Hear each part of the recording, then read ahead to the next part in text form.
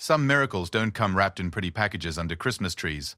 Some arrive in the darkest moments, when hope seems as distant as the stars above. On a freezing Christmas Eve in 1987, death was hunting a young woman named Sarah Chen in the forgotten corners of Chicago. She had given up, surrendered to the cold concrete that would become her final bed. But fate had other plans. What happened next would challenge everything you believe about strangers, second chances, and the power of human compassion. This isn't just another feel-good holiday story. This is about a cowboy who saw what others chose to ignore, a woman who discovered strength she never knew existed, and a Christmas miracle that took 12 months to unfold. Sometimes the person who saves your life is the last person you'd expect. Sometimes salvation comes not from above, but from a man in worn leather boots who refuses to walk away. This is that story. The snow fell like broken promises across the Chicago streets, each flake carrying the weight of another dream that had died too young. Sarah Chen pressed her back against the cold brick wall of the alley, feeling the rough surface scrape through her thin jacket. The fabric, once a cheerful blue, now bore the stains of 3 months on the streets. Coffee grounds from dumpster diving, mud from sleeping under bridges, and something darker that she preferred not to think about. 22 years old, and she felt ancient. Her parents had always said she was their American dream, the daughter born on soil they'd sacrificed everything to reach, the one who would make their journey from Taiwan worthwhile. Chen's grocery had been their temple, their shrine to the possibility that hard work could transform strangers into neighbors, that kindness could build bridges across languages and cultures. Sarah remembered the way her father would stack oranges with the precision of an artist, creating perfect pyramids that caught the morning light. Her mother would hum old Taiwanese lullabies while counting register receipts, her fingers moving with the rhythm of someone who found music in mathematics. They dreamed in English but whispered their fears in Mandarin, believing their daughter couldn't understand the late-night conversations about mounting debt and dwindling customers. But Sarah had understood more than they knew. She'd seen the worry lines deepen around her mother's eyes, watched her father's shoulders curve under the weight of bills he couldn't pay.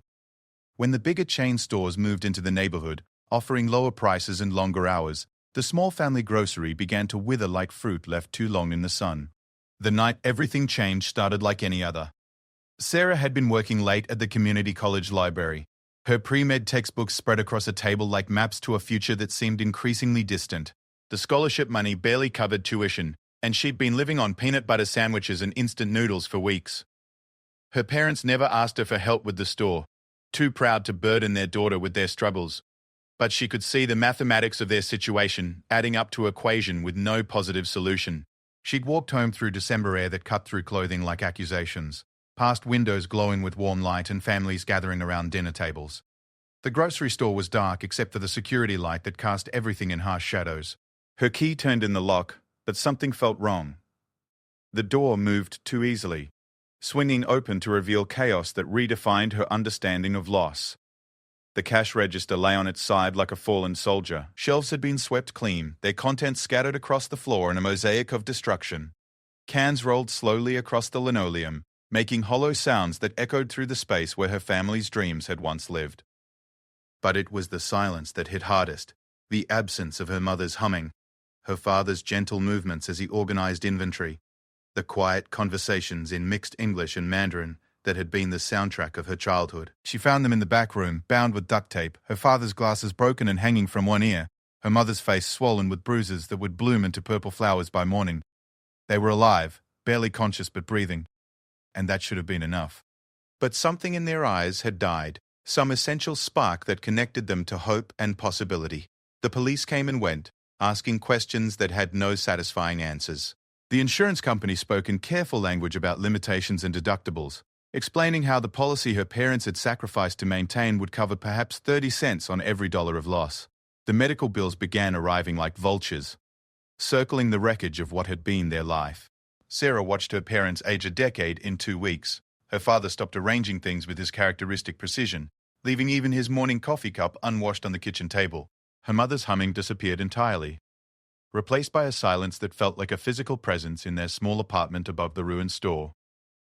The pre-med courses became impossible to focus on. How could she study the circulatory system when her family's financial bloodstream was hemorrhaging?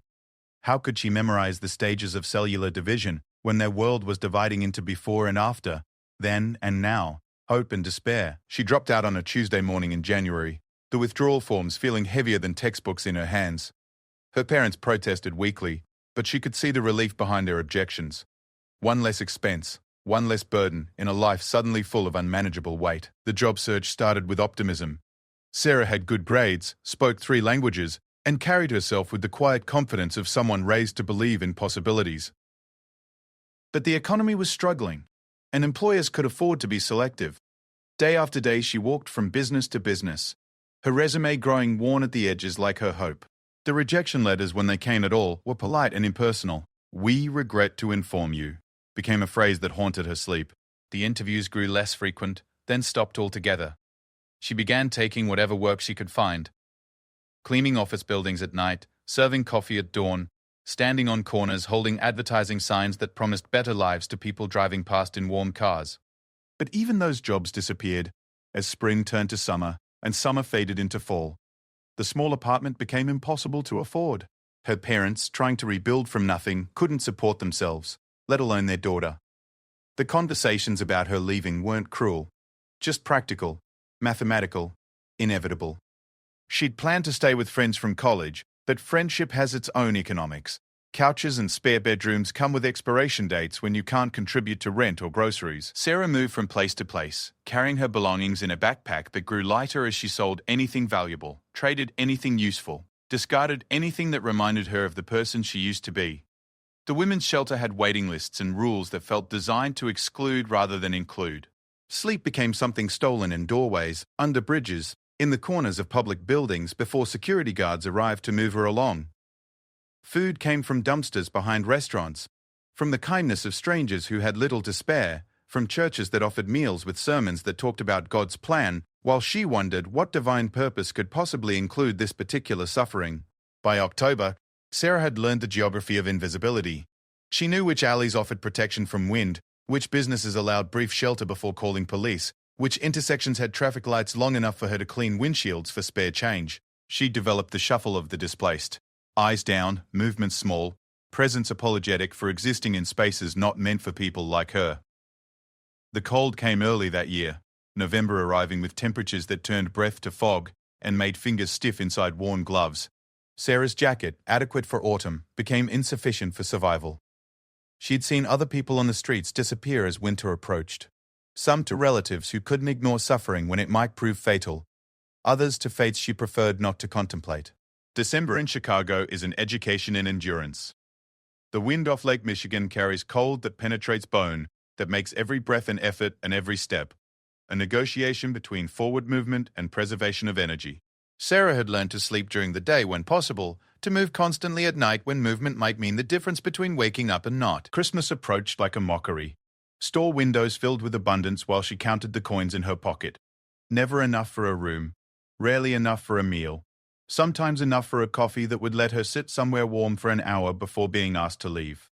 The holiday music playing from every speaker seemed written in a language she'd forgotten, describing a world she'd been exiled from. The evening of December 23rd brought snow that started gently, almost kindly, before becoming serious about the work of burial. Sarah found shelter in the alley behind Morrison's restaurant, where the dumpster provided windbreak and the exhaust from the kitchen offered minimal warmth. She'd been there before. It was relatively safe, forgotten by most people, invisible to holiday shoppers, hurrying past the alley's mouth. She arranged herself against the brick wall, pulling her knees to her chest, wrapping the thin jacket tight around her shoulders. The snow gathered in the folds of her clothing, melting against her skin before freezing again, creating a shell of ice that felt like armor against a world that had turned hostile. The sounds from the restaurant, laughter, conversation, the clink of glasses raised in celebration, seemed to come from another planet. Through the kitchen window, she could see workers preparing food she couldn't afford, moving with purpose through a world where cause and effect still operated according to recognisable rules. Sarah closed her eyes and tried to remember warmth, her mother's hands braiding her hair for school, her father teaching her to count in Mandarin while they restocked shelves together, the weight of textbooks in her arms heavy with possibility, the taste of her mother's noodle soup on sick days, the sound of her own laughter, back when laughter felt natural rather than stolen. But memory became a luxury she couldn't afford. The cold demanded present-tense attention, required focus on the immediate mathematics of survival. how to position her body for maximum heat retention, how to stay alert enough to wake if danger approached, how to endure the next hour, then the hour after that, until dawn brought the possibility of movement and the small warmth that comes from walking. The snow continued falling, each flake adding weight to a burden that already felt unbearable. Sarah's breathing became shallow, her heartbeat irregular, her thoughts scattered like the contents of her family store on that terrible night that had started this long fall toward Earth. She thought about her parents, probably sitting in their small apartment trying to create Christmas from nothing, carrying their own guilt about the daughter they couldn't save. She thought about the medical career that had evaporated like breath in cold air. She thought about the person she'd planned to become. Dr. Sarah Chen. Someone who healed rather than hurt, who solved problems rather than became one. But mostly she thought about sleep, about how easy it would be to let the cold do its work, to stop fighting a battle that seemed designed to be lost. The snow was building around her like a blanket, and beneath the discomfort was a strange peace, a sense of surrender that felt almost like relief. Her eyes grew heavy despite the cold, her body slowly forgetting the work of staying warm. The sounds from the restaurant faded into background music for a dream she was too tired to remember. Christmas Eve was only hours away, but Sarah Chen was moving toward a different kind of celebration, one that required no presents, no family, no hope. Only the simple mathematics of letting go. The last thing she remembered before sleep began to claim her was the sound of boots on wet pavement, steady and deliberate, moving toward the alley where she lay dying by degrees. But even that sound seemed distant, unreal, part of a world she was already leaving behind. James William Tucker had been walking Chicago streets for 3 hours, but his mind was still back in Montana, where snow fell clean and purposeful, instead of this urban mixture of precipitation and despair. At 58, he carried himself like a man who'd learned early that the world respected straight backs and steady gazes, even when everything inside felt uncertain.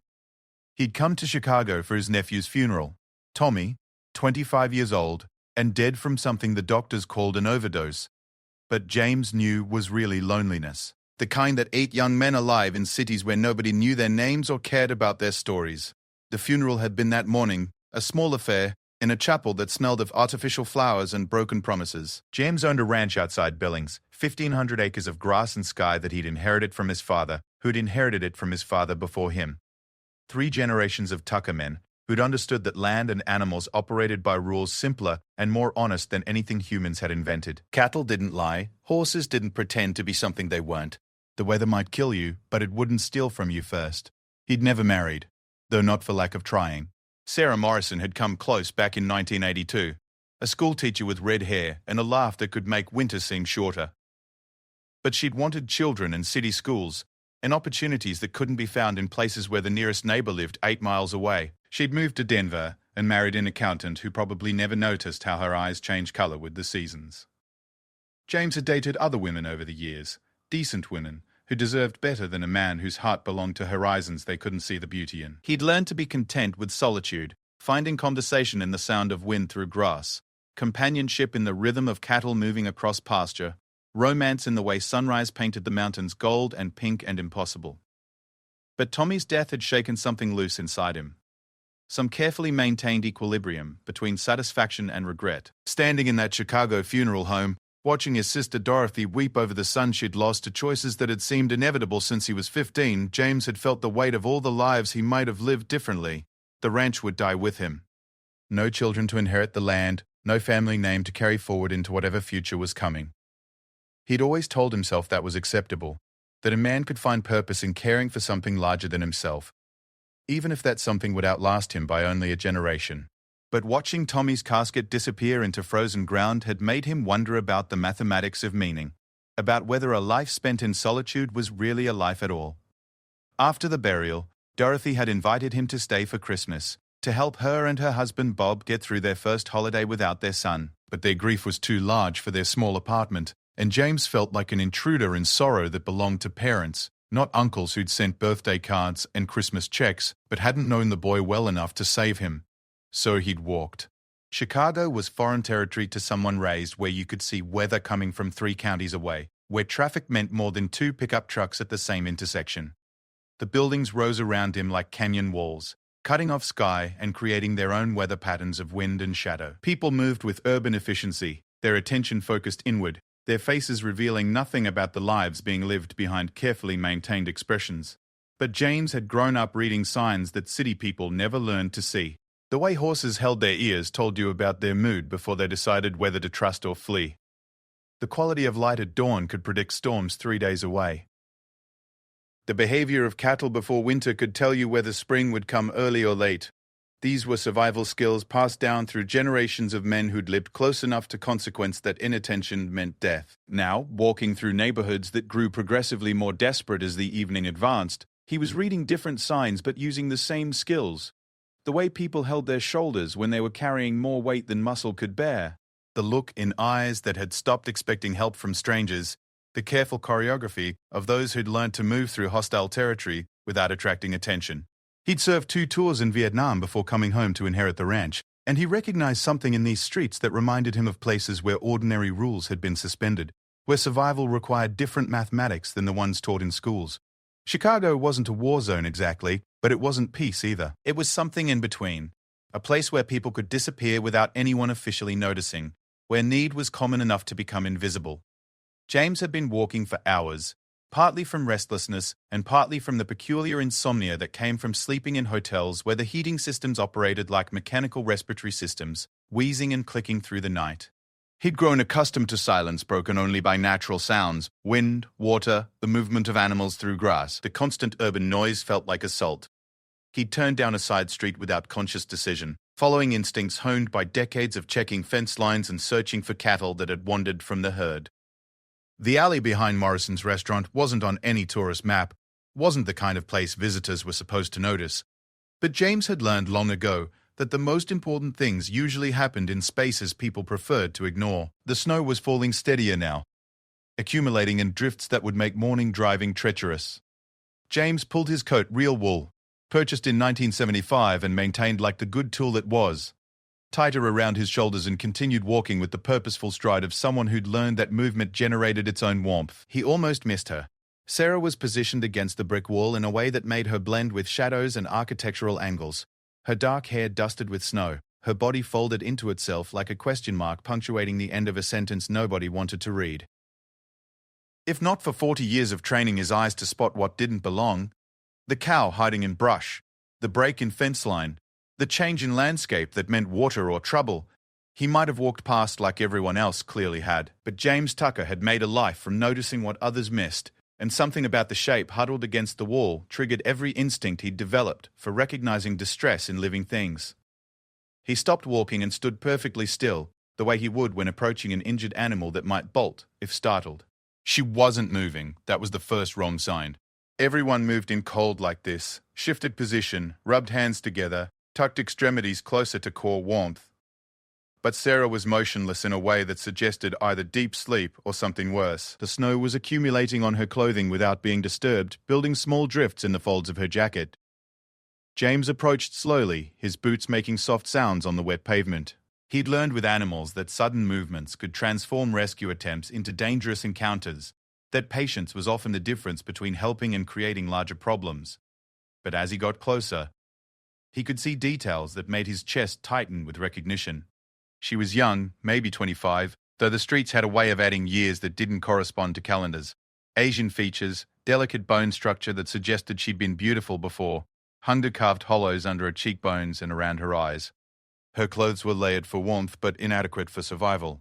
A thin jacket, jeans with holes that spoke of wear rather than fashion, shoes that had given up any pretense of waterproofing. But it was her hands that told the real story. Positioned palms up in her lap, fingers curved slightly inward, they had the blue-white color that comes just before frostbite makes its permanent claim. James had seen that color before, on cattle caught in blizzards, on his own hands during winter emergencies, when work couldn't wait for weather to improve. He knelt beside her, his knees cracking with the sound of joints that had absorbed decades of ranch work. Up close, he could see her breathing, shallow and irregular, but present. Her lips were blue, but her cheeks still held color, which meant they weren't too late. Yet. "Ma'am?" His voice was soft, the tone he used with spooked horses. "Ma'am, can you hear me?" Sarah's eyes opened slowly, unfocused at first, then sharpening as consciousness returned by degrees. James found himself looking into brown eyes that held intelligence and wariness in equal measure, the look of someone who'd learned that strangers could bring either salvation or additional trouble, and that telling the difference required careful assessment. She tried to speak, but only managed a sound like wind through dry grass. James could see her struggling to process his presence, to determine whether this was real or some hypothetical last hallucination before hypothermia claimed her permanently. "Easy now," he said, settling back on his heels to appear less threatening. "My name's James Tucker. You're hurt, and this cold's going to kill you if we don't get you somewhere warm." Sarah's mouth moved, forming words that had no sound behind them. James leaned closer, catching fragments of whispered syllables that might have been protests or questions, or simply the random firing of a brain slowly shutting down. "I know you don't know me," he continued, his voice steady as winter sunrise. "I know you got every reason to be careful about strangers. But look at me. Really look. I'm not here to hurt you. I'm here because leaving someone to die in an alley on Christmas Eve isn't something a decent person does." He paused, studying her face for signs of comprehension. Her eyes were clearer now, more focused, and he could see her making calculations, weighing the risk of trusting him against the certainty of what would happen if she didn't. "I got a hotel room about 6 blocks from here," James said. "Clean bed, working heater, hot shower if you want one. I got no expectations beyond getting you warm and maybe getting some food into you. After that, you make your own decisions about what comes next." Sarah's lips moved again, and this time he caught the word, why.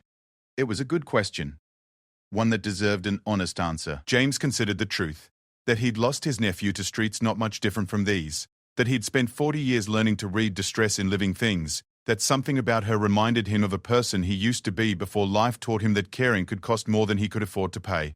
But those were complicated answers for someone whose cognitive function was compromised by cold and exhaustion. Instead, he said, "Because it's Christmas Eve, and because you look like someone who'd help me if our situations were reversed." That seemed to register. Sarah's eyes focused more sharply, and she managed to nod slightly. James could see her weighing options, calculating risks, trying to determine whether trust was a luxury she could afford or a necessity she couldn't avoid. "Can you move?" he asked. "Can you stand up with help?" Sarah's attempt to shift position revealed the extent of her condition. Her movements were clumsy, uncoordinated, her muscles responding slowly to commands from a brain that was operating on emergency power. James could see her frustration as her body refused to cooperate with her intentions. "That's the cold talking," he said. "Your body's just trying to conserve heat for the important stuff. Nothing wrong with you that warmth and food won't fix." He stood slowly, extending his hand in invitation rather than demand. "Come on, let's get you up and moving. Movement's going to help, and standing still in this weather isn't an option for either of us." Sarah looked at his hand, calloused from decades of ranch work, scarred from encounters with barbed wire and cattle and machinery, but steady and patient. James waited without pressure, letting her make the decision in her own time, understanding that for someone in her position, trust was the most valuable currency she possessed. Finally, she reached up and placed her cold fingers in his warm palm. The touch was tentative, ready to pull away at the first sign of danger, but it was contact. It was the beginning of yes. James lifted carefully, supporting her weight as she struggled to find her balance. Her legs were unsteady, her circulation poor, but she was upright and breathing and looking at him with eyes that had decided to hope, at least temporarily. "That's good," he said, his voice carrying the quiet satisfaction of someone who'd helped countless animals find their footing after falls or injuries. "That's real good. Now let's walk a little, get your blood moving again." They moved slowly down the alley toward the street, Sarah leaning against his solid presence, James matching his pace to her uncertain steps. The snow continued falling around them, but now it felt less like burial and more like blessing, nature's way of providing cover for small acts of grace that happened in forgotten spaces between one day and the next. As they reached the mouth of the alley, Sarah managed to speak clearly for the first time. "I don't have any money." James stopped walking and looked down at her with an expression that managed to be both amused and gentle. "Honey," he said, "I didn't ask if you had money. I offered to help you not die on Christmas Eve. Those are two completely different conversations." Something in his tone, the absolute sincerity, the lack of calculation, the simple humanity, seemed to unlock something in Sarah that had been frozen along with her body. For the first time in months, she allowed herself to believe that help might be possible, that strangers could choose kindness over indifference, that Christmas Eve might mean redemption rather than ending.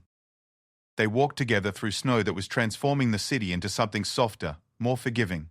Behind them, the alley where Sarah had been preparing to die grew quiet and empty. Ahead of them, 6 blocks away, a hotel room waited, with heat and light and the possibility that tomorrow might look different from today. James Tucker had come to Chicago to bury his nephew, to wrestle with questions about meaning and solitude, and the weight of lives lived without witnesses. But walking through the snow with a woman whose name he didn't yet know, supporting her uncertain steps with his steady presence, he was discovering that some answers couldn't be found in isolation.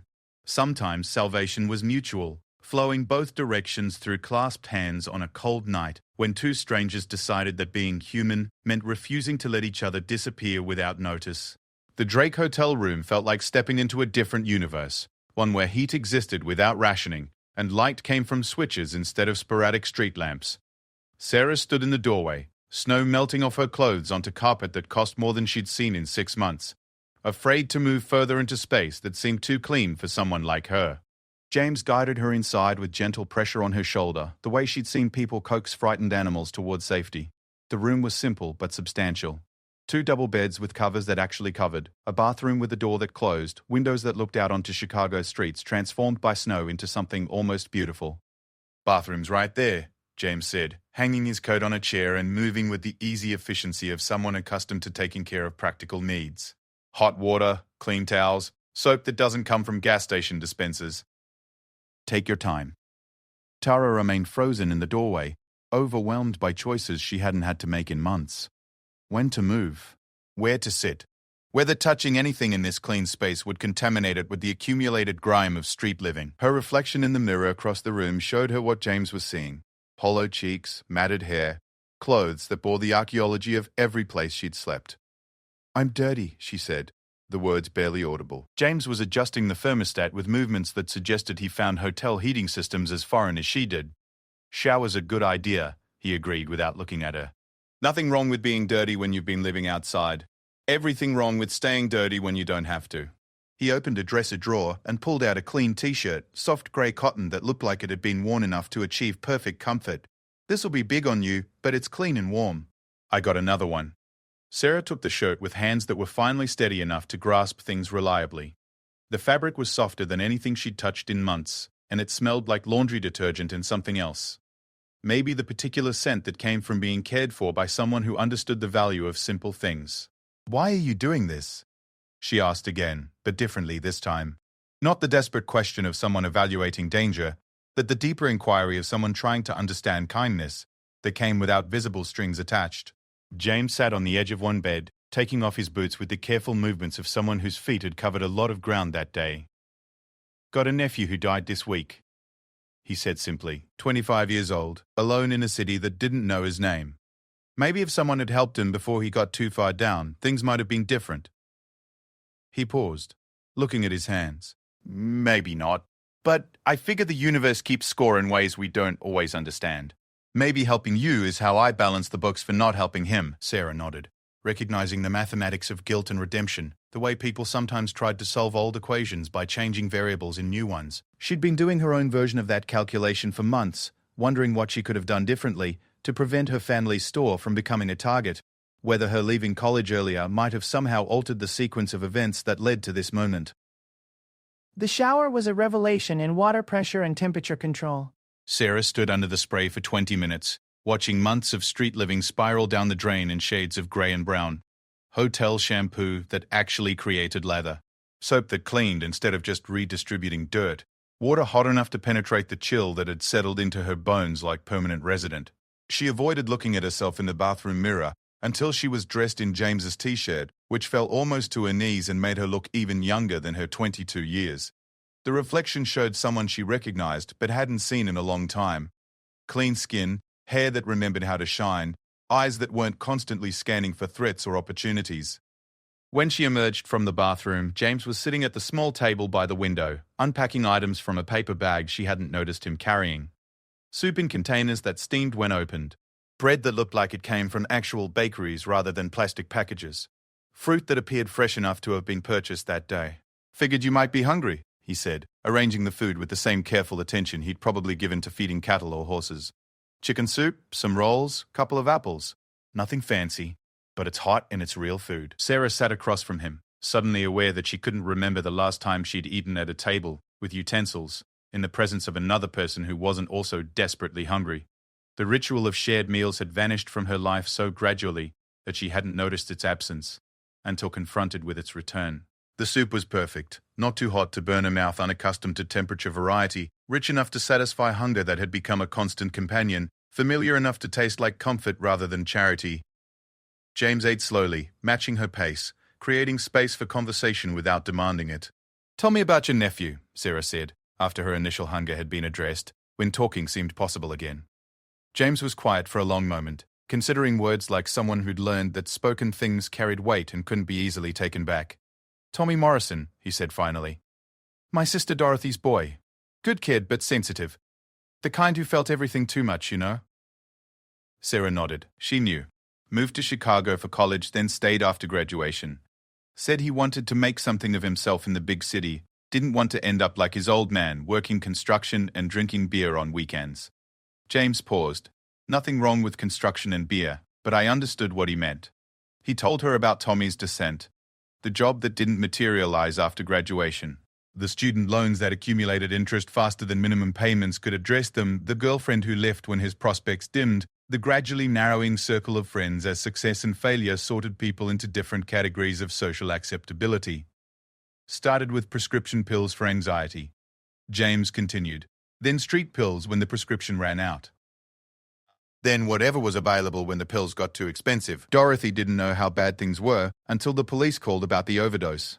By then, it was too late for intervention. Too late for rehabilitation. Too late for anything except funeral arrangements. Sarah listened with the attention of someone who recognized the story's geography, who had walked similar terrain even if her particular route had been different. The mathematics of descent were universal. How quickly circumstances could transform someone from stable to struggling to invisible. How little difference existed between temporary setback and permanent displacement. "I'm sorry," she said, and meant it. "About Tommy. About your sister having to live with that." James nodded acceptance of her condolence. "What about you? What's your story?" Sarah told him about her parents' grocery store, about the robbery that had stolen more than money, about watching her family's American dream evaporate like water in summer heat. She spoke about dropping out of pre-med school, about the job search that yielded nothing, about the gradual slide from temporary difficulty to permanent homelessness. "My parents don't know where I am," she admitted. "I told them I was staying with friends, getting back on my feet. Didn't want them to carry guilt about not being able to help." James understood the impulse to protect family from knowledge of personal failure, to maintain illusions of competence when reality had become unmanageable. "They probably know," he said gently. "Parents have instincts about their children's welfare. They're probably carrying that guilt anyway, plus worry about not knowing how to reach you." The conversation continued as they finished eating, two strangers sharing stories that revealed the arbitrary nature of security, how quickly anyone's life could pivot from stability to chaos. James spoke about his ranch, about 40 years of solitude that had seemed like choice, until his nephew's death revealed it might have been fear disguised as preference. Sarah described her medical school ambitions, the satisfaction she'd found in studying systems that could be understood and repaired, the belief that becoming a doctor would provide both financial security and meaningful work.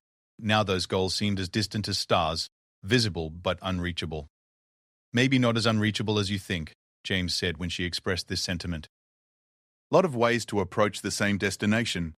Medical school isn't the only path to healing people." They talked until the snow stopped falling outside and the city began to settle into the quiet that comes just before dawn. James offered Sarah one of the beds, taking the other for himself. Both of them sleeping in their clothes, with the easy accommodation of people accustomed to making do with circumstances beyond their control. Sarah woke to sunlight streaming through windows and the smell of coffee brewing somewhere nearby. For the first few seconds of consciousness, she couldn't remember where she was. The warmth, the cleanliness, the absence of immediate threat felt like dream continuation. Then memory returned, the alley, the cowboy, the offer of help that had somehow proven genuine. James was sitting at the table again, dressed in clean clothes, reading a newspaper and drinking coffee from a cup that steamed in the morning light. He looked up when she stirred, offering a smile that was neither intrusive nor distant, just acknowledgement that she was awake and welcome to join the day whenever she felt ready. "Coffee's fresh," he said, "and there's continental breakfast downstairs if you're interested. Real eggs, real bacon, orange juice that remembers what oranges taste like." Sarah sat up slowly, still wearing his t-shirt, still processing the reality of having slept through an entire night without waking to check for danger or cold or the approach of people who might want to move her along. What time is it? Almost 9. Christmas morning. James folded the newspaper with movements that suggested he'd been awake for some time, comfortable with letting her sleep as long as she needed. "Got a question for you, if you're willing to hear it." Sarah nodded, increasingly curious about where this generosity was leading, what expectations might be hiding behind the apparent simplicity of his offer to help. "I'm flying back to Montana this afternoon," James said. "Back to the ranch, back to work that needs doing, regardless of what happened here in Chicago. Got about 1,500 acres of grass and sky, 40 head of cattle, and more space than one person can reasonably use." He paused, studying her face for reactions. Could use help with the work? "Not charity, actual employment with actual wages. Room and board included, plus enough salary to start building toward whatever comes next. Medical school, if that's still what you want. Something else, if it's not." Sarah stared at him, processing an offer that seemed to challenge everything she'd learned about how the world operated, about what strangers owed each other, about the relationship between help received and obligations incurred. "You don't know me," she said finally. "I could be anyone. I could be dangerous or dishonest or completely incompetent at ranch work." James smiled, the expression transforming his weathered face into something almost boyish. "Could be. Probably not, though. People who are really dangerous don't usually end up dying in alleys on Christmas Eve. They end up being the reason other people die in alleys." He leaned forward slightly, his tone becoming more serious. "Look, I'm not offering this because I think you need saving. I'm offering because I think we might be able to help each other. I got land and resources but no family to share them with. You got intelligence and determination but no platform to build from. Maybe we can work out an arrangement that addresses both problems." Sarah considered the mathematics of the proposal. Montana was foreign territory, as far from everything she'd known as Mars might be. Ranch work was completely outside her experience. James Tucker was still essentially a stranger, regardless of his demonstrated kindness. Accepting would mean trusting someone she'd known for less than 24 hours, with decisions that would shape the rest of her life. But the alternatives were limited and largely unattractive. Return to the streets with slightly better preparation for winter survival. Attempt to reconnect with family while carrying the shame of months of failure and deception. Continue job searching in a city that had already demonstrated its indifference to her qualifications. Or accept that sometimes salvation came in forms that couldn't be predicted, from directions that couldn't be anticipated, through people who appeared at exactly the moment when hope had been officially abandoned. "What kind of work?" she asked, because practical questions seemed safer than philosophical ones. "Fence maintenance, cattle care, general ranch operations. Nothing that can't be learned by someone willing to pay attention and follow directions." Most of its common sense applied to situations that might be unfamiliar but aren't complicated. James outlined the daily rhythms of ranch life, early mornings and physical labor and problem-solving that involved tools and animals rather than theories and textbooks. The work was honest and necessary, he explained, the kind that produced visible results and left people tired enough to sleep soundly. "Pay's not huge by city standards," he continued, "but it's fair, and it comes with housing and meals and the kind of quiet that lets you think clearly about what you want to do with your life." Sarah found herself imagining Montana, endless sky, clean air, work that connected effort to outcome in ways that made sense. It sounded like the opposite of everything that had brought her to the alley where James had found her, the antithesis of systems that rewarded connections over competence and punished honesty with invisibility. "If I say yes," she said slowly, "and it doesn't work out for some reason, I won't be trapped there? I can leave if I need to." "You can leave any time," James confirmed. "I'll even pay for transportation back to Chicago or wherever else you want to go. No questions asked, no hard feelings." He stood up, moving to the window that looked out onto Chicago streets, where people were beginning to move with the purposeful energy of Christmas morning. Families heading to breakfast, children pulling sleds toward parks, couples walking hand in hand through snow that had transformed the city into something magical. "Take your time deciding," he said. "Flight doesn't leave until 3 this afternoon. That gives you a few hours to think it through. Maybe call your parents and let them know you're alive and safe." The mention of her parents hit Sarah like physical impact. In focusing on survival, she'd pushed aside thoughts of the worry they must be carrying, the questions they couldn't answer about their daughter's welfare. The guilt of disappearing was matched only by the shame of having nothing positive to report about her circumstances. But now, for the first time in months, she had something to offer beyond continued absence. Not success exactly, but hope. Not solutions, but possibilities. Not the medical career they dreamed of for her, but work that was honest and paid fairly, and came with the promise of time and space to rebuild. Sarah looked at James Tucker, this stranger who'd appeared at her lowest moment like some weather-beaten angel, dispatched to offer second chances to people who'd stopped believing in them.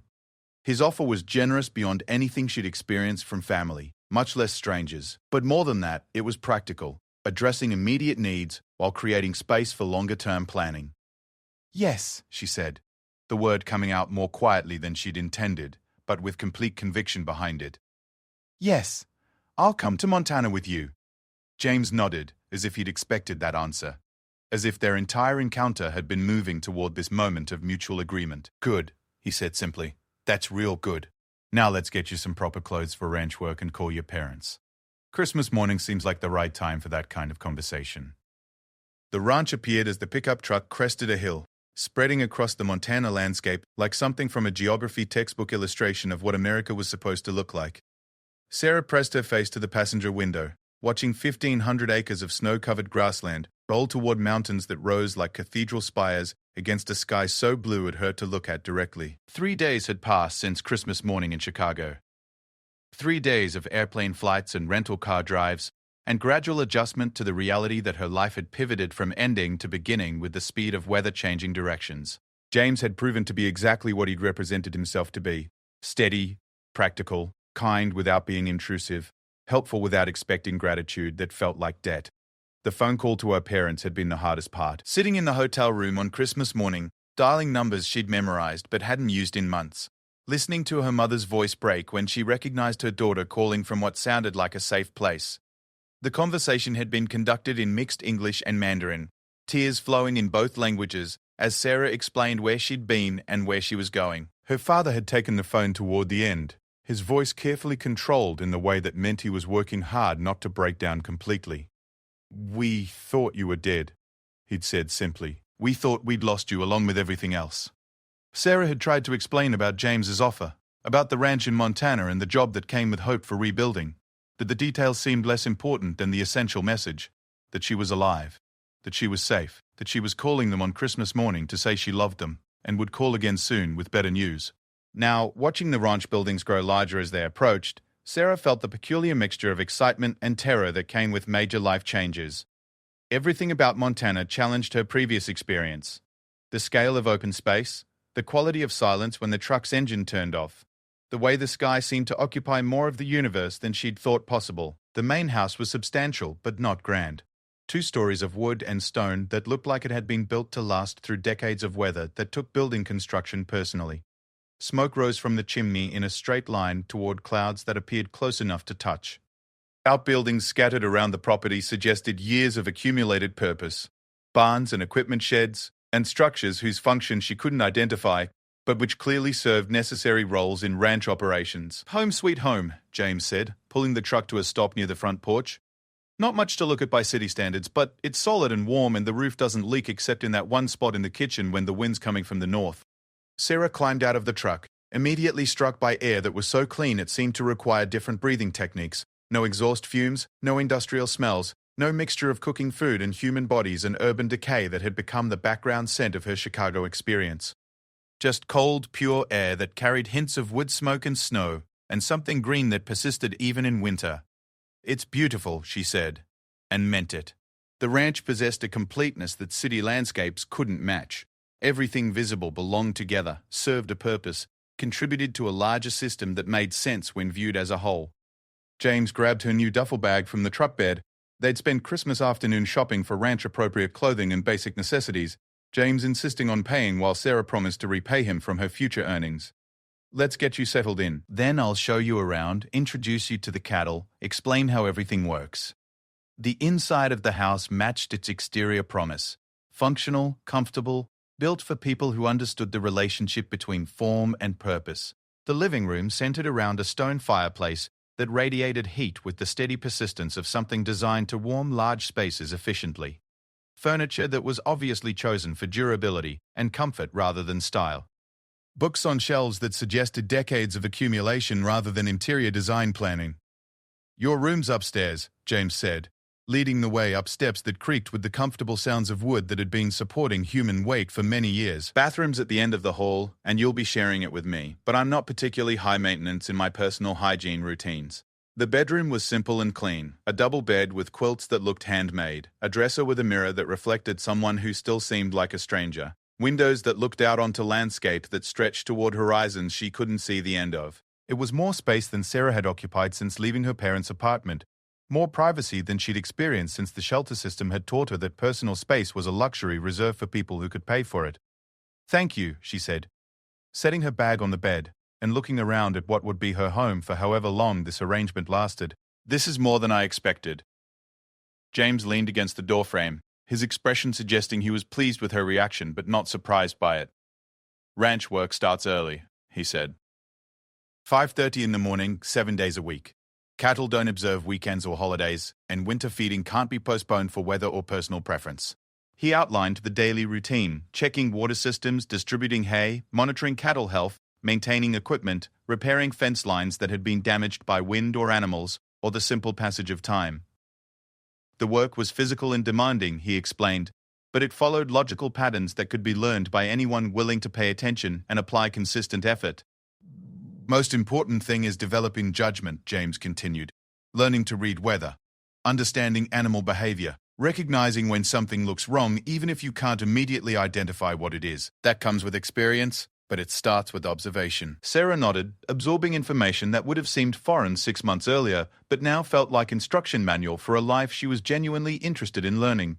The idea of work that produced visible results, that connected effort to outcome in ways that made immediate sense, appealed to someone who'd spent months navigating systems that seemed designed to obscure cause and effect relationships. They spent the afternoon touring the ranch, James pointing out features and explaining operations with the patience of someone who'd taught these lessons before. The cattle were magnificent, black and red animals that moved across snow-covered pasture with the dignity of creatures who understood their place in larger systems. They approached the truck with curiosity rather than fear, suggesting they associated human presence with positive outcomes. 40 head right now," James said, leaning against the truck as cattle gathered around them. "Black Angus mostly, with a few Herefords mixed in for genetic diversity, good mother cows, easy calving, efficient converters of grass to beef." Sarah watched the animals move and interact, noting social hierarchies and individual personalities that became apparent once she learned how to look. The lead cow who approached first, testing for treats. The younger animals who followed her example but maintained careful distance. The bull who observed from higher ground, alert but not anxious. "They're smarter than most people assume," James continued. "Good memory, complex social structure, individual personalities once you learn to recognize them. Respect them, and they'll respect you. Try to force them, and you'll spend a lot of time chasing animals who don't want to be caught." The barn tour revealed organized efficiency. Equipment maintained in working order, supplies arranged for easy access, feed stored in quantities that suggested careful planning for winter requirements. Everything had its place and appeared to be in it, reflecting the kind of systematic thinking that made complex operations appear simple. "Feeding starts at 6 every morning," James explained, showing her how the hay feeding system worked. Cattle need consistent nutrition, especially in winter when they're burning more calories just maintaining body temperature. He demonstrated the process, backing the truck to the hay storage area, loading bales with equipment that made heavy lifting manageable, distributing feed along fence lines where cattle could access it without creating muddy congregation areas. The work was physical but not overwhelming, requiring attention and consistency more than exceptional strength. Sarah found herself genuinely interested in the mechanics of ranch operation, the way different systems interconnected, how seasonal variations required adjusted approaches, the balance between providing adequate care and allowing animals to maintain their natural behaviors. It was like studying biology in 3 dimensions, with immediate feedback about whether understanding translated into effective action. Dinner was simple food prepared efficiently. Steaks from cattle they'd raised, vegetables from a summer garden that James maintained, bread that came from town but was fresh enough to suggest regular trips for supplies. They ate at a kitchen table positioned to look out onto landscape that appeared different every time Sarah glanced through the window, as changing light revealed new details and perspectives. "Tell me about medical school," James said as they finished eating. "What drew you to that, and what would it take to get back there?" Sarah considered the question, recognizing that her motivations for medicine had evolved during months of street living. Originally, it was about stability, she admitted. Doctors made good money, had social status, could provide security for themselves and their families. She paused, remembering conversations with her parents about professions that offered both respect and financial reliability. But after living on the streets, seeing how the system treats people who don't have advocates or resources, I think I understand medicine differently now. James waited for her to continue, his attention suggesting genuine interest rather than polite conversation. "There are people who fall through gaps in the system," Sarah continued. "Not just homeless people, but rural communities, immigrants, anyone who doesn't fit standard categories for receiving care. Maybe there's a way to practice medicine that addresses those gaps." They talked about rural healthcare challenges, about communities where the nearest doctor might be hours away, about the need for medical professionals who understood both clinical medicine and the practical realities of providing care in remote locations. James described neighbors who delayed necessary treatment because travel to specialists required time and money they couldn't afford, problems that seemed solvable with different approaches to medical education and practice. "Ranch work might be better preparation for that kind of medicine than you'd think," James suggested. Same principles apply. Observation, quick decision-making, working with limited resources, understanding that prevention is easier than cure. The conversation revealed unexpected connections between seemingly different fields. Both required systematic thinking. Both involved caring for living things. Both demanded the ability to work independently while knowing when to seek additional expertise. Sarah found herself imagining possibilities she hadn't considered, ways that ranch experience might inform rather than derail her medical ambitions. The first week of ranch work was education in physical labor and weather endurance. Sarah worked at temperatures that made Chicago winter seem tropical, dressed in layers that made movement feel like negotiation, learned to drive trucks on ice-covered roads where mistakes had consequences measured in more than embarrassment. But she also discovered strength she hadn't known she possessed. The work was demanding but not impossible, requiring techniques that could be learned and improved through practice. James proved to be a patient teacher, demonstrating tasks repeatedly until she could perform them independently, offering guidance without criticism when she made inevitable mistakes. The cattle began to accept her presence, recognizing her as part of the daily routine that brought food and fresh water. Individual animals developed personalities in her observation. The cow who always approached first, the bull who watched everything from his preferred hilltop position, the younger animals who treated feeding time as social opportunity rather than simply nutritional necessity. Sarah called her parents weekly, reporting progress that sounded increasingly positive with each conversation. The work was hard, she told them, but fair. James was exactly what he'd represented himself to be. A decent man who needed help, and offered it in equal measure. Montana was beautiful in ways that photographs couldn't capture. She was learning skills that might prove useful regardless of what career direction she eventually chose. More importantly, she was rebuilding confidence that had been eroded by months of failure and rejection. Ranch work provided immediate feedback about competence. Gates either stayed closed or they didn't. Cattle either got fed or they didn't. Equipment either worked or it needed repair. Success and failure were measured in concrete terms that couldn't be disputed or explained away. As January advanced toward February, Sarah began to understand what James had meant about the ranch providing space and time for thinking about the future. The physical demands of the work occupied her body while leaving her mind free to process possibilities, to consider options, to plan next steps that weren't driven by immediate survival needs. She researched rural medicine programs, investigated opportunities for medical school focused on underserved populations, explored ways that ranch experience might strengthen rather than detour her medical school applications. The work felt less like temporary employment and more like practical education for approaches to medicine she was developing genuine interest in pursuing. One evening in late February, as they sat by the fireplace after a day spent repairing fence line damaged by winter storms, James asked a question that had clearly been developing for some time. "You planning to stay through spring?" he said, his tone carefully neutral. "Not trying to pin you down, just need to know for planning purposes. Calving season starts in March, and that's when things get really busy around here." Sarah considered the question, recognizing that her answer would define the next phase of her rebuilding process. Winter on the ranch had provided exactly what James had promised. Honest work, fair pay, time and space for thinking about what came next. But it had also provided something she hadn't expected, a sense of belonging to something larger than herself. Connection to land and animals and rhythms that operated according to natural rather than artificial systems. Yes, she said, surprised by the certainty in her voice. Yes, I want to stay through spring, through calving season. Maybe longer, depending on how things develop. James smiled with satisfaction that suggested he'd been hoping for that answer. Good, he said. Real good. Spring's when you'll really understand what this place is about. Winter's just survival. Spring is when everything starts growing again. Outside the window, snow continued falling across landscape that appeared eternal and temporary simultaneously. Ancient mountains and grass that renewed itself annually, cattle that had occupied this land for generations and would outlast any individual human caretaker, systems that operated according to rules older and more reliable than anything humans had invented.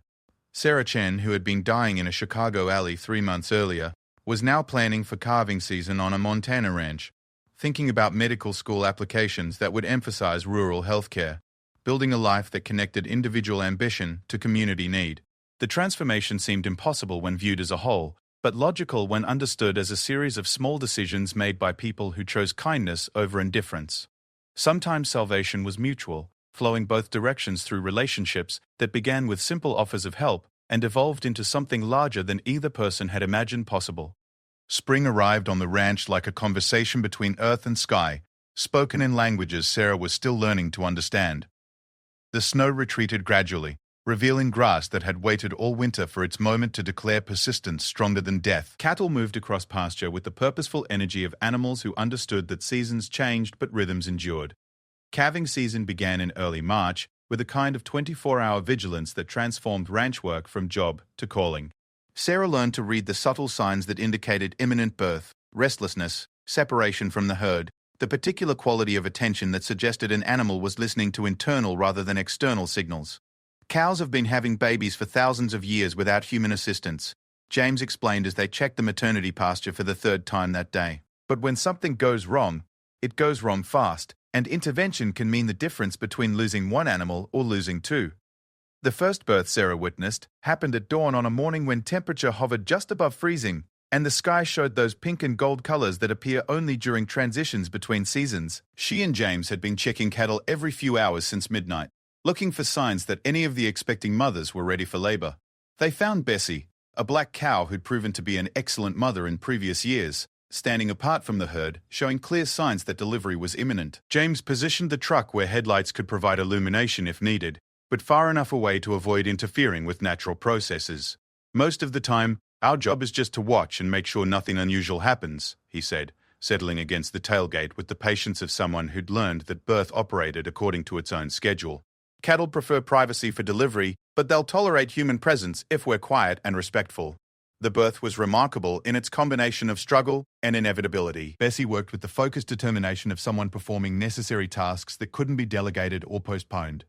When the calf finally emerged, wet and steaming in cold air, struggling towards standing position with movements that seemed impossible for something that had never walked before, Sarah felt something shift inside her understanding of what medicine could mean. "There's your first Montana birth," James said with satisfaction as the calf found its feet and began the instinctive search for nutrition. "Healthy baby, good mother, no complications. That's how it's supposed to work." But not all births proceeded so smoothly. 3 days later, Sarah found herself elbow-deep in warm water and antiseptic, helping James assist a delivery where the calf was positioned incorrectly and couldn't emerge without human intervention. The work was physically demanding and emotionally intense, life balanced on decisions made quickly with incomplete information. Success measured in breathing animals, rather than theoretical knowledge. "This is medicine," James said as they worked together to guide the calf into position for safe delivery. "Different from what you'll learn in medical school, but same principles. Observation, assessment, intervention when necessary. Recognition that sometimes the best help is knowing when not to interfere." The calf they delivered together, a heifer who would grow up to become a mother herself, survived and thrived, bonding with her mother as if the difficult birth had been just another step in the natural process of becoming. Sarah watched the pair throughout the following weeks, noting how the mother showed no residual effects from the complicated delivery, how the calf displayed no awareness that her entry into the world had required assistance. As spring advanced and calving season reached its peak, Sarah found herself working with competence that surprised her. The early uncertainty had been replaced by confidence born from repetition and success, understanding developed through practical application rather than theoretical study. She could recognize signs of impending labor, distinguish normal behavior from potential problems, assist with deliveries that required human intervention. More importantly, she was beginning to understand the integration of systems that made ranch operations successful. How animal husbandry connected to land management, how weather patterns affected grazing rotations, how individual animal health contributed to overall herd well-being. It was ecology in action, biology made visible, medicine practiced on a scale that included entire communities rather than individual patients. The work satisfied something in Sarah that academic medicine had never addressed: the need to see immediate results, to work with living systems that responded to care with obvious improvement, to practice skills that produced outcomes measurable in concrete terms. Every healthy birth was a small victory. Every successful intervention was evidence of competence developed through attention and practice. Phone calls with her parents reflected her growing enthusiasm for work she was discovering suited her temperament and interests better than she'd expected. They listened with mixture of relief and bewilderment as their daughter described technical details of cattle breeding, explained seasonal variations in ranch management, discussed possibilities for combining agricultural experience with medical education. You sound happy, her mother observed during one of their weekly conversations. Really happy, for the first time since the troubles began.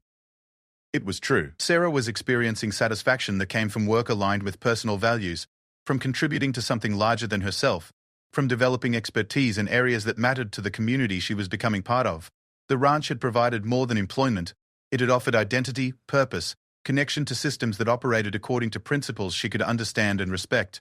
But questions about long-term direction remained. Medical school still attracted her, but her understanding of what medical education might prepare her for had expanded beyond traditional clinical practice. Rural medicine offered possibilities for combining the scientific rigor she'd always been drawn to with the practical, community-focused approach she was learning to appreciate. In late April, as calving season wound down and spring work shifted toward pasture preparation and equipment maintenance, James raised a subject that had clearly been developing in his thinking for some time. "Been watching how you work," he said one evening as they sat on the porch watching sunset paint the mountains colors that seemed invented specifically for Montana skies. "You got good instincts for animal care, good judgment about when to intervene and when to let nature handle things." Sarah waited for him to continue, recognizing the tone of someone building toward an important conversation. "Been thinking about your medical school plans," James continued. "Specifically, about ways ranch experience might strengthen your applications rather than delay them." He explained that several veterinary schools offered programs specifically designed for students interested in large animal medicine, rural practice, and agricultural systems.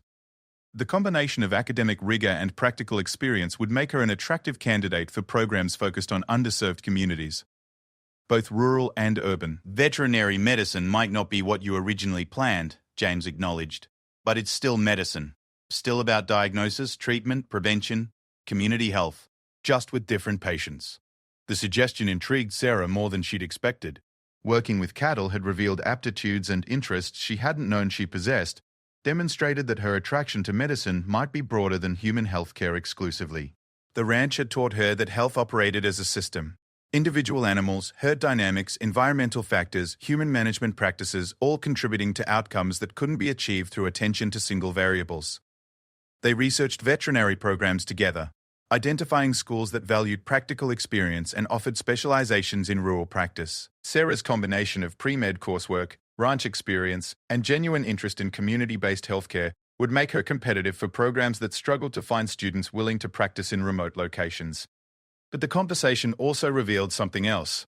James's hope that she might consider making the ranch not just a temporary stopover, but a permanent base for whatever career direction she chose. Montana needed medical professionals, both veterinary and human, who understood rural communities and were willing to commit to long-term practice in areas that urban-trained doctors often found unappealing. "Not trying to pressure you into staying," James clarified. "Just want you to know that this place could support whatever direction you decide to go." Ranch provides good base for someone interested in community practice, whether that's with animals or people or both. The offer represented more than employment. It suggested partnership, integration into a way of life that valued self-sufficiency and community responsibility equally. Sarah could envision building a veterinary practice that served ranching communities throughout the region, providing services that connected animal health to family economic stability, contributing to systems that supported both individual success and community well-being. Summer brought its own rhythms and challenges. Pasture rotation required constant attention to grass conditions and cattle behavior. Hay production demanded careful timing of cutting and curing operations. Equipment maintenance revealed the truth that ranch work was as much about mechanical competence as animal husbandry. Sarah learned to operate machinery that had seemed impossibly complex 6 months earlier, developing comfort with tools and processes that connected human skill to land productivity. The work was satisfying in immediate, tangible ways. Acres of hay successfully harvested, cattle moved efficiently between pastures, equipment repaired, and functioning properly. But the summer also brought opportunities for deeper integration into the community beyond the ranch boundaries. James introduced her to neighboring ranchers, local veterinarians, business owners in town who formed the economic and social network that supported rural life. Sarah began to understand how individual operations connected to larger systems, how community health depended on multiple families and businesses working together toward shared goals. The relationships she developed revealed possibilities for medical practice that combined her urban background with rural experience. Communities that had struggled to attract and retain medical professionals were hungry for practitioners who understood their particular challenges, who would commit to long-term practice rather than using rural experience as stepping stone toward urban opportunities. Dr. Margaret Collins, the region's only large animal veterinarian, became an informal mentor, explaining the business and community aspects of rural practice. She was nearing retirement and had been searching for potential successors who combined clinical competence with genuine commitment to agricultural communities. Rural practice is different from anything they'll teach you in school, Dr. Collins explained during one of Sarah's visits to her clinic. You're not just treating individual animals, you're helping families maintain their livelihood, supporting communities that depend on healthy livestock for economic survival. She described the satisfaction of work that connected professional expertise to community well-being. The relationships that developed when families trusted you with animals that represented both emotional attachment and financial investment. Rural veterinary practice offered challenges and rewards that couldn't be replicated in urban settings, she explained. Variety, autonomy, direct impact on people's lives. As autumn approached and Sarah completed her first full season of ranch work, she found herself facing decisions that would shape the next phase of her rebuilding process. Veterinary school applications required attention and commitment. The ranch needed planning for winter operations and next year's calving season. Her relationship with James had evolved from employer-employee to something resembling partnership, with shared responsibility for decisions that affected both their futures. The conversation about formal arrangements came in October, as they prepared cattle for winter and planned hay requirements for the months ahead. James proposed a partnership structure that would allow Sarah to maintain ownership interest in ranch operations while pursuing veterinary education, creating foundation for practice that could serve both the ranch and surrounding community. You've earned a stake in this place, James said with characteristic directness.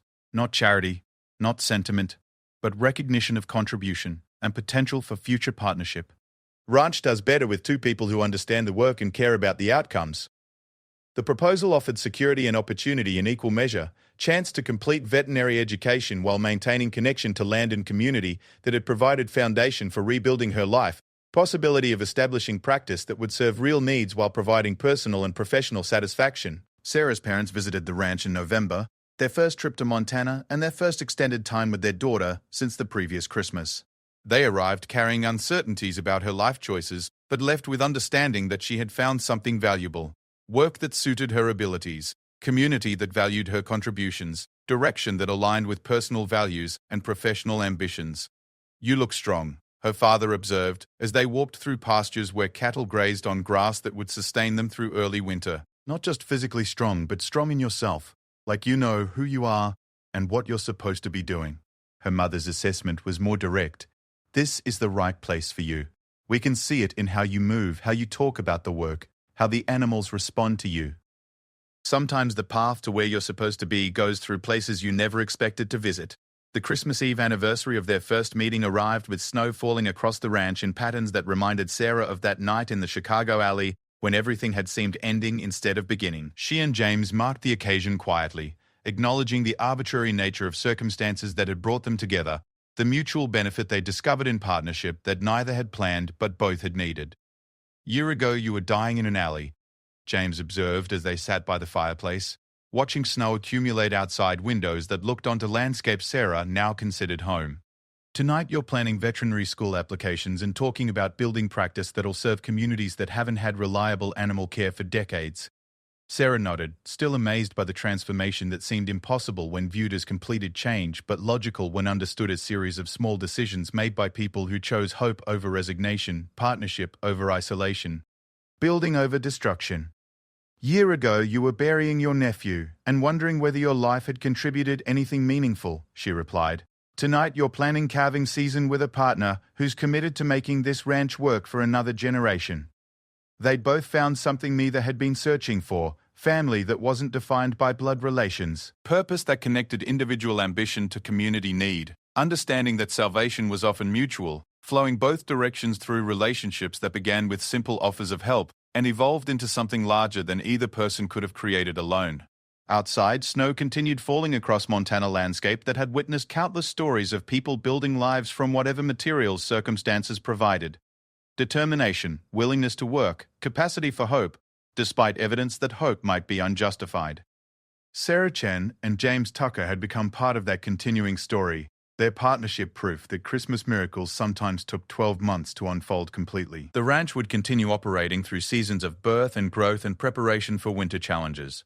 Sarah would complete veterinary school and establish practice that served communities that had been waiting for someone who understood their particular needs. Together, they would prove that sometimes the most important medicine was the kind that treated loneliness and purposelessness, despair, and